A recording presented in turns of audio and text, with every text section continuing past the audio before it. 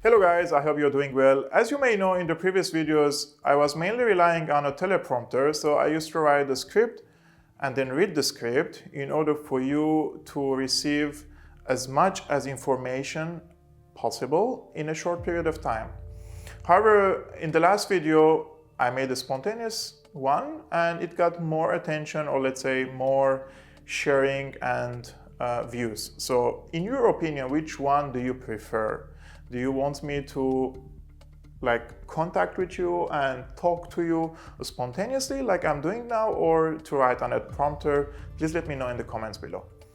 Coming back to our main topic, which is the foreign policy of the United States under Joe Biden administration. As we may know, Joe Biden appointed Antony Blinken as the new foreign minister of the United States. And we know that he has not the most friendly statements and positions on Syria, and he supported bombing Syria or using excessive force, sanctions against Syria in order to achieve the goals of the United States foreign policy. However, I would like to address this issue from a different perspective. In my opinion, the United States doesn't have one unique foreign policy when it comes to Syria. First of all, most of the policies of the United States in Syria are being designed either by the CIA or the Pentagon and not by the foreign ministry. So the foreign ministry could have certain policies, statements, but the people who are putting the strategy of the United States, they are not in the foreign ministry, but rather in the CIA and the Pentagon. So regardless of the administration, whether it's Trump or Biden, in my opinion, the strategy is not really changing. It's intact. And in my opinion, the tactics are changing, but the strategy is the same. The bigger strategy when the war started in Syria was a regime change war. So they wanted to repeat what happened in Libya and what happened in Iraq, to overthrow a government and try to install a puppet government. And if it doesn't work, because as we may know, the United States funded, trained, and supported radical jihadists in Syria, and when these radical jihadists take over power in Syria, then it's another excuse for the United States to directly intervene under the pretext of fighting terrorism. So this was the main strategy. But during 2011 and 2015, these jihadists were really advancing, but at the end of 2015, especially after the intervention of the Russian forces, the tides turned differently, and Syria, Russia, Iran, and allies, they gained momentum again, and they restored large swaths of the territories in Syria. So after 2018, especially after the liberation of Aleppo by the Syrian government, the United States shifted its priorities from changing the regime into encircling or besieging the Syrian government, besieging the Syrian people, pushed them into starvation, imposing unilateral coercive measures, stealing Syria's oil, stealing Syria's natural resources through either proxies or directly. So we all know there are now US occupation forces in Syria. But let's focus on Biden. What will Biden do, in my opinion, in the next period? Biden doesn't have one unique foreign policy towards Syria. So we have to divide Syria into different files. The first file is Idlib. As you may know, and this is not my personal words, but rather the words of the US, Idlib is the largest safe haven of Al-Qaeda terrorists in the world, in the entire world, not even in Afghanistan. So there are tens of thousands of radical jihadists, Al-Qaeda fighters, ISIS, Ahrar Sham, even Islam's army, and many other terrorist organizations and also multinational terrorists are taking Idlib as a headquarters for them.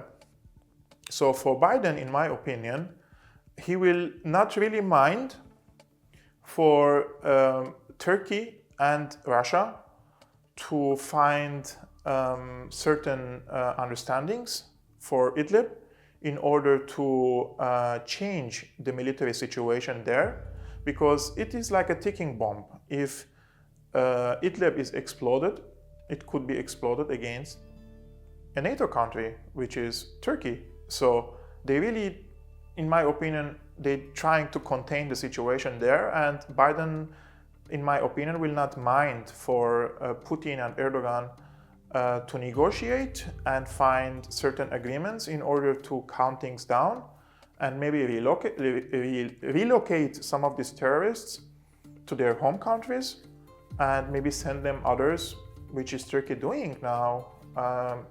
Turkey sent tens of thousands, let's say. It's over 10,000 actually in Libya, and there are thousands in Azerbaijan, and who knows where Turkey will use these terrorists again. So this file, in my opinion, it could be solved diplomatically, but Russia and Turkey have to show iron fist on this terrorist organization, especially Turkey, which is the main backers of these terrorist organizations nowadays in Syria.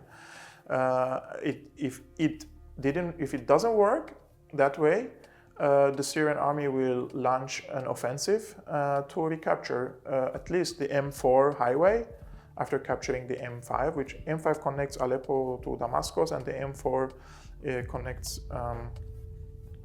Aleppo to Latakia. So this is Idlib. If we go a little bit northern or northeastern side of Idlib, we will find Afrin, Jarablos, and there is a belt that Turkey created there. They call it a buffer zone, and it's mainly occupied by Turkey and Turkish-backed forces again. Previously, they were under the occupation of the Kurdish militias. Joe Biden, in my opinion, he will try to balance his policies like his predecessor did, Trump, to find certain kind of balance of power between the Kurds and the Turks, because both are their allies, basically. But if Biden has to choose between the Turks and the Kurds, he will choose the Turks. Turkey is a major NATO ally, and despite all this rhetoric about Joe Biden will be tough on Erdogan, etc., but when it comes to important geopolitical issues, United States will always side with Turkey over any other player. I mean, Turkey is a state player, and the Kurds are just militias with a few thousand fighters. So, of course, United States will choose the Kurds. If you go more to the east, the United States has a direct military presence there in the eastern shores of the Euphrates. This is the most important geography in Syria, for Syria and for the United States. So this area contains Syria's wheat, a lot of agricultural products, and more than 50% of Syria's energy resources are there. So the United States is occupying Syria's oil refineries. Not that the United States needs these, barrels of oil, because the United States has a self-sufficiency now, but they are investing in, first, they are using the revenues of these oil sales in order to finance their presence in Syria, and two, they are depriving the Syrian government, who will distribute this to the Syrian people. So if you go now to Syria, you will see the kilometers of queues of people waiting to fill their cars or even heating gasoline for their homes.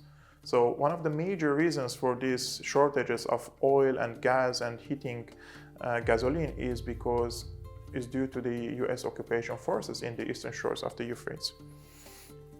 This is very, very important, and the real fight or the real battle is there. How will Syria, Russia, and the allies deal with this issue?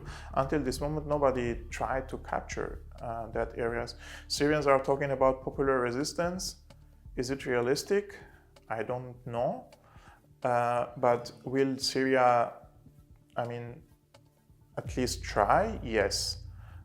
Previous examples prove, especially in Iraq, when United States occupied Iraq, Syria supported resistance groups in Iraq in order to at least try to delay the American invasion of Syria, because the United States was talking about occupying Syria after Iraq. So Syria has an experience in this kind of warfare against US occupation forces. Then we go all the way to the south, especially to the Tanaf border crossing. This is also very important. People sometimes don't understand why would the United States have bases and militias or US-backed militias in a desert area. The main reason is because this Tanaf area, it links Syria to Iraq and links Syria to Jordan. So what the United States is doing, they're blocking any trade relations between Syria and the neighborhood.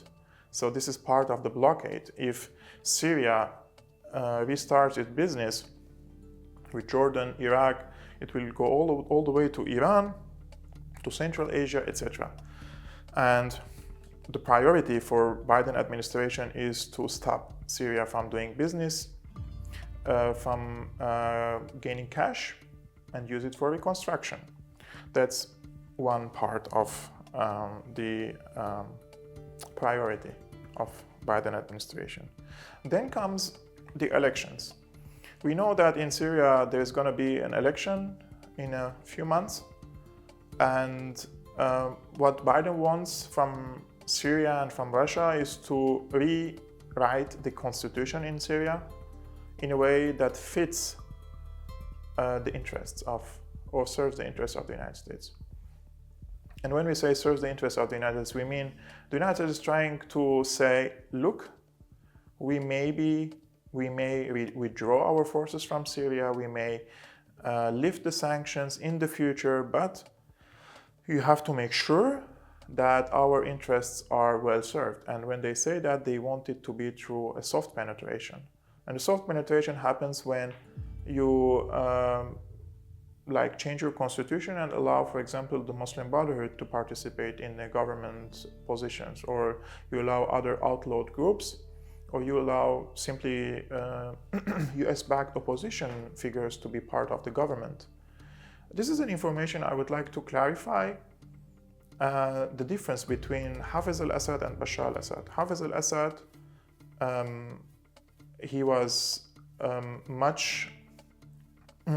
his policy in the domestic affairs was much more conservative, but on a foreign policy level, he was more flexible. And there is an information that you need to know. For example, Hafez al-Assad used to appoint or keep certain officials inside the ruling elite, well knowing that they have connections to the Saudis, like Khaddam. He was the vice president. He had even a Saudi passport. Or Hikmat al-Shihabi, he knew that he's an American asset, but he kept these people in the ruling elite in order to keep the connection to these countries. He never cut these relations.